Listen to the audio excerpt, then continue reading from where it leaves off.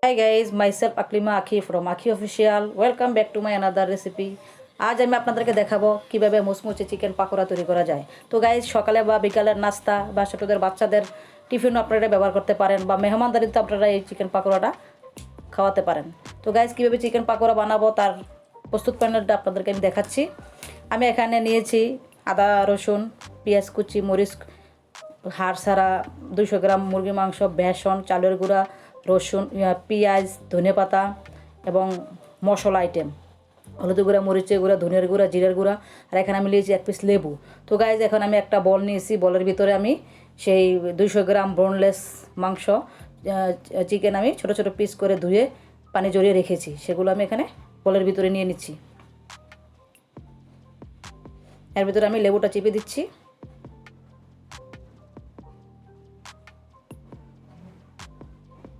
লবণ দিয়ে দিচ্ছি 1 চা চামচ, হলুদের গুঁড়া দিয়ে দিচ্ছি 1 চা চামচ, মরিচের গুঁড়া দিয়ে দিচ্ছি 1 চা চামচ। এখন আমি সবগুলো আইটেম একসাথে ভালো করে হাত দিয়ে মেখে এটা আমি 20 মিনিটের জন্য রেস্টে রেখে দেব।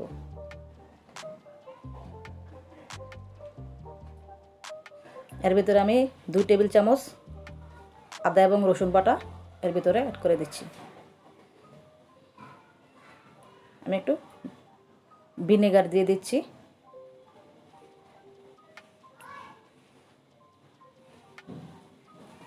হাফ চা চামচের মতো ভিনেগার অ্যাড করে দিলাম। এখন এর ভিতরে আমি 2 টেবিল চামচ বেসন দিয়ে দিলাম।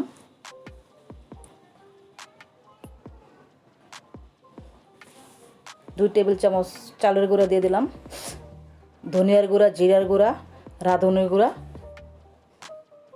গরম মশলার গুঁড়া আমি এর ভিতরে 1 চা চামচ করে এর ভিতরে আমি অ্যাড করে দিলাম। 2 টেবিল চামচ কাঁচামরিচ নিয়েছি কুচি কুচি করে, 2 টেবিল চামচ পেঁয়াজ কুচি নিয়েছি, 1 টেবিল চামচ ধনিয়া পাতা নিয়েছি, সর্বশেষে হাফ চা চামচ আমি এখানে বেকিং সোডা দিয়েছি। তো গাইজ বেকিং সোডা দিলে পাকোড়াটা একটু মুচমুচে থাকবে অনেকক্ষণ। এখন সবগুলো আমি একবারে হাত দিয়ে ভালোভাবে মেখে নিচ্ছি।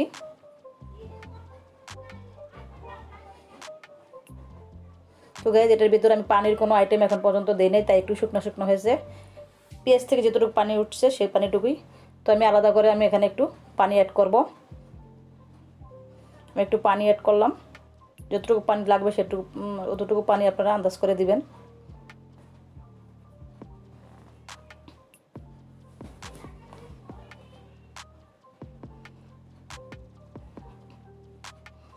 হ্যাঁ হয়ে গেছে, ভালো করে মাখানো হয়ে গেছে।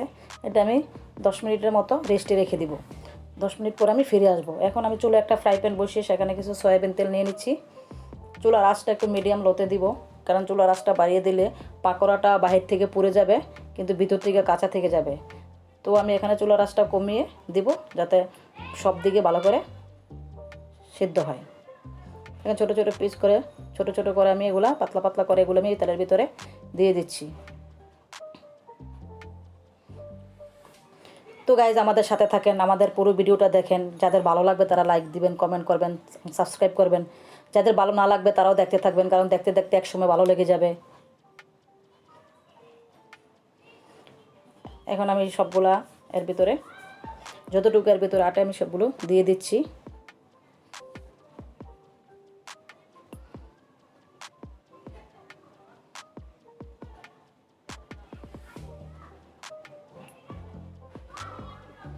গাইজ আমাদের এই রেসিপিটা আপনারা বাসায় ট্রাই করতে পারেন এবং ভালো মন্দ আমাদের কমেন্টের মাধ্যমে জানাবেন।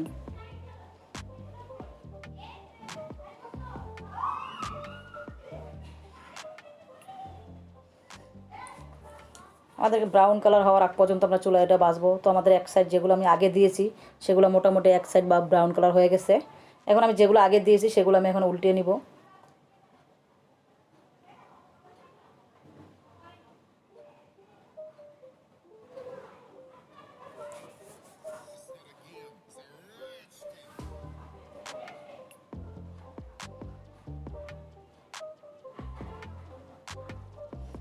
তো আমার আগেরগুলো যেগুলো আগে দিয়েছিলাম সেগুলো মোটামুটি দুনো সাইড ব্রাউন কালার হয়ে গেছে। এখন আমি একটা টিস্যু নিয়ে তার উপরে আমি এগুলা দিয়ে দিয়েছি যাতে তেলগুলো চুষে চুষে যায় টিস্যুর ভিতরে। আমি সবগুলো উঠিয়ে নিব, আমার হয়ে গেছে। তো গাইজ হয়ে গেল আমাদের মজাদার মুচমুচে চিকেন পাকোড়া। ভালো থাকবেন, সুস্থ থাকবেন, ভিডিওটা দেখবেন, লাইক এবং কমেন্টের মাধ্যমে আমাদের ভালো মন্দ জানাবেন। আল্লাহ হাফেজ।